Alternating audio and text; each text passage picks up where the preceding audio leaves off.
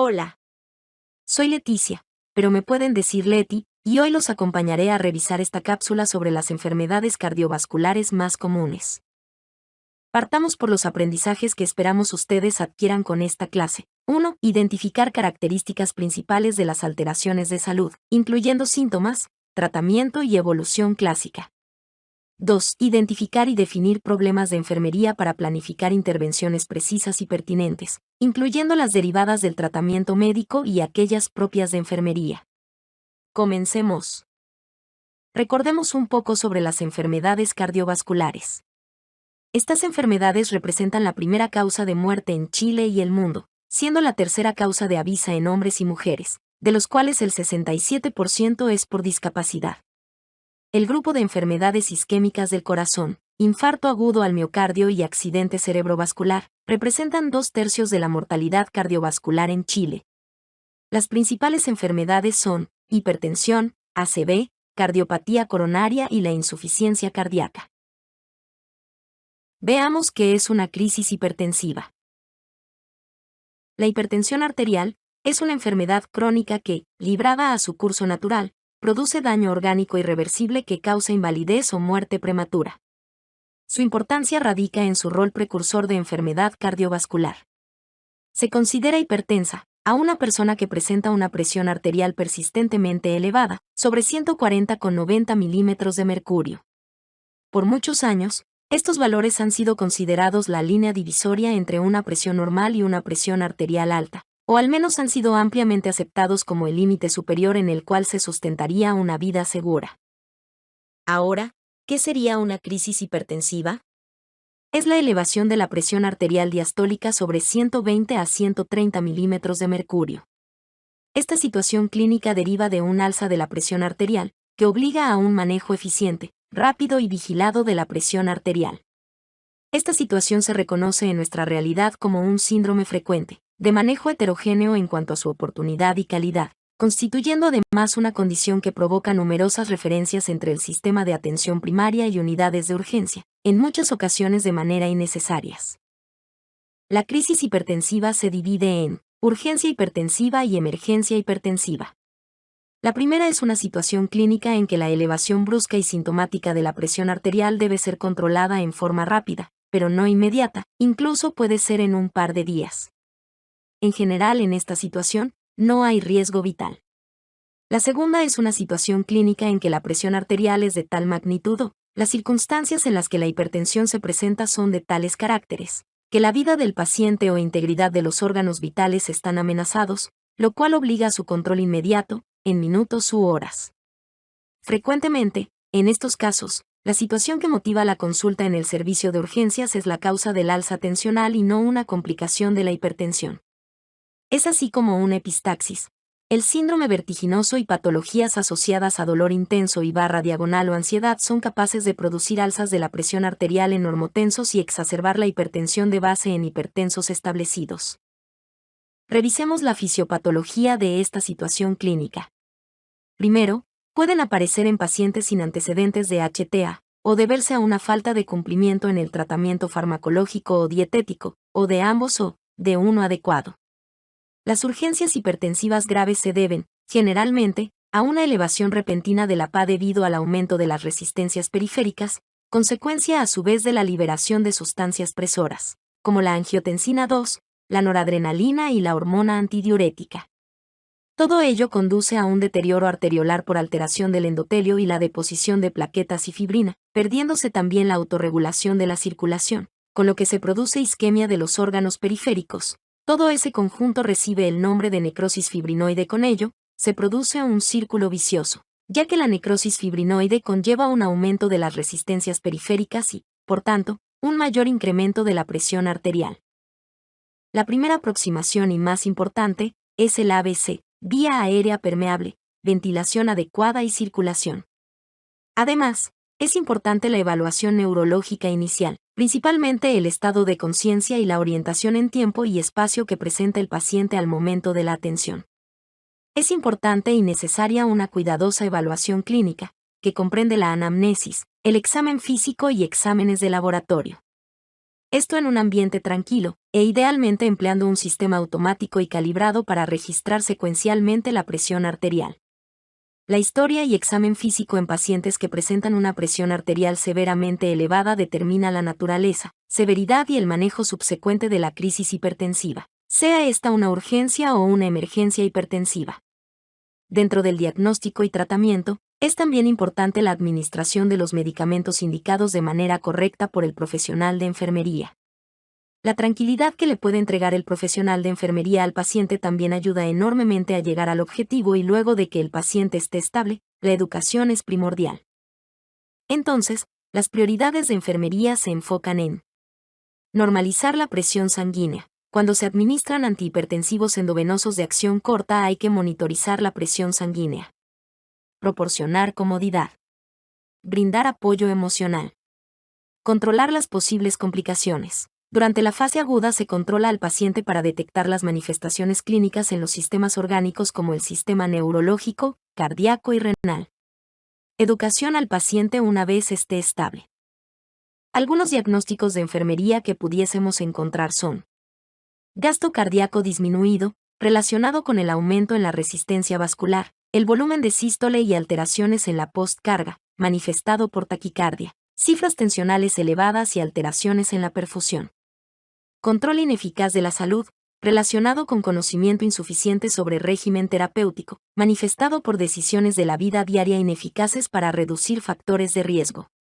Riesgo de deterioro de la función cardiovascular, relacionado con desconocimiento de factores de riesgo modificables, sedentarismo y tabaquismo. Ahora veamos el cuidado de enfermería en la trombosis venosa profunda.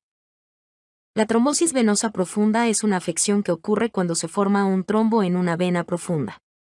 Estos trombos por lo general se forman en la parte inferior de las piernas, en los muslos o en la zona de la pelvis, pero también pueden aparecer en el brazo, siendo menos frecuente. Entre un 30 a un 40% de los casos de TBP pasan desapercibidos, ya que no se presentan los síntomas habituales. Sin embargo, todo paciente que ingresa a hospitalizarse cuenta con un riesgo de generar una alteración vascular, ya que presenta un factor de riesgo, la estasis venosa. Se desconoce la etiología o causas precisas de la trombosis venosa, pero se piensa que hay 3 factores, que se conocen en conjunto como la tríada de Virchow. Estos 3 factores desempeñan una función significativa en su aparición. 1. La estasis venosa. 2. Lesión de la pared vascular. Y 3. Trastornos de la coagulación. Es importante destacar que se requiere la presencia de al menos 2 de 3 de estos factores para que surja la trombosis. Las manifestaciones clínicas de la TBP suelen ser signos y síntomas poco específicos, pero es importante que el profesional de enfermería esté atento en su valoración a edema y aumento del diámetro de las extremidades inferiores por obstrucción de venas profundas e inhibición del flujo venoso. Recuerda comparar ambas extremidades. Aumento de temperatura local y cambios de coloración. Sensibilidad anormal, a veces el paciente indica alguna molestia, sentir sensible la zona o simplemente dolor en las extremidades. Trastornos funcionales en la extremidad. Ingurgitación de las venas de tobillos.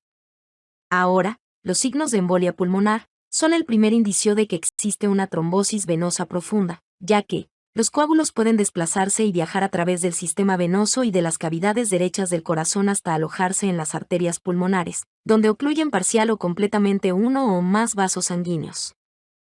¿Qué pacientes tienen mayor riesgo? Esto es importante a saber por el profesional de enfermería, ya que, en la valoración, se debe estar atento a los antecedentes que indica el paciente. Las personas con alto riesgo de presentar una TBP son aquellas con antecedentes de varices, hipercoagulabilidad, cardiopatías, haber tenido una cirugía mayor reciente, lesiones.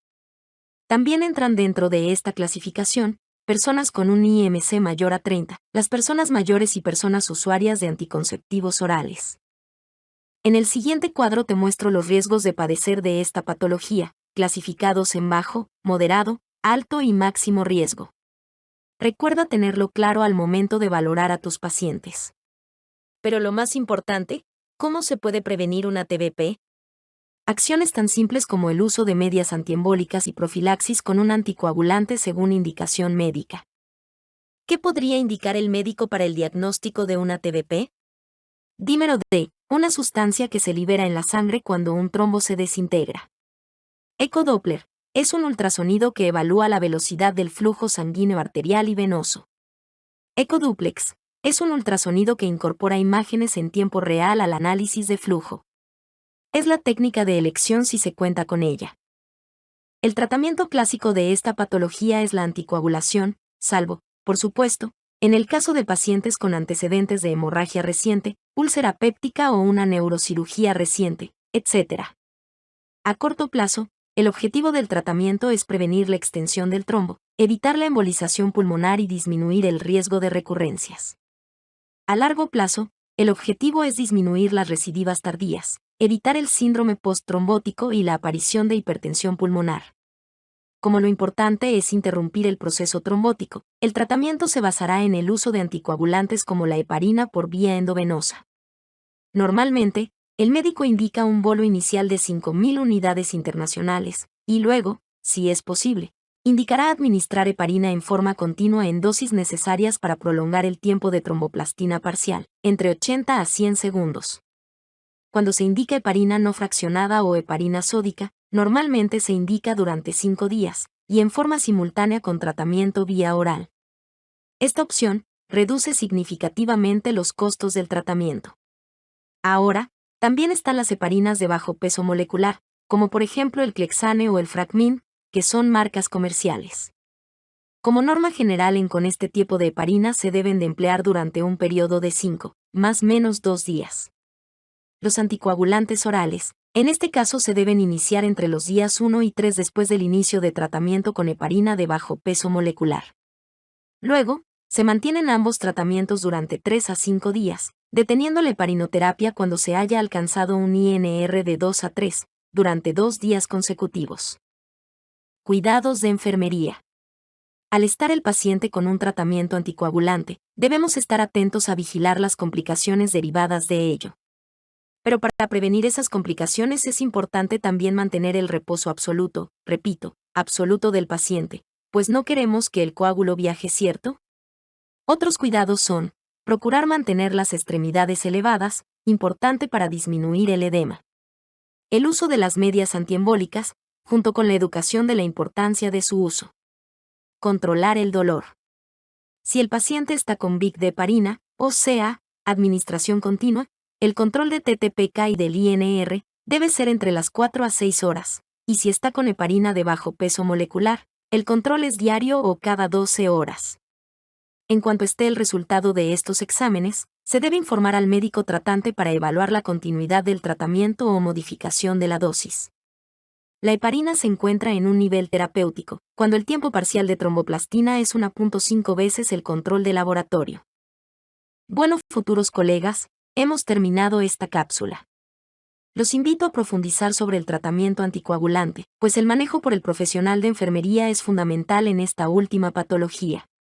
Les dejaré una breve presentación de ello. Nos vemos en otra oportunidad. Mucho éxito.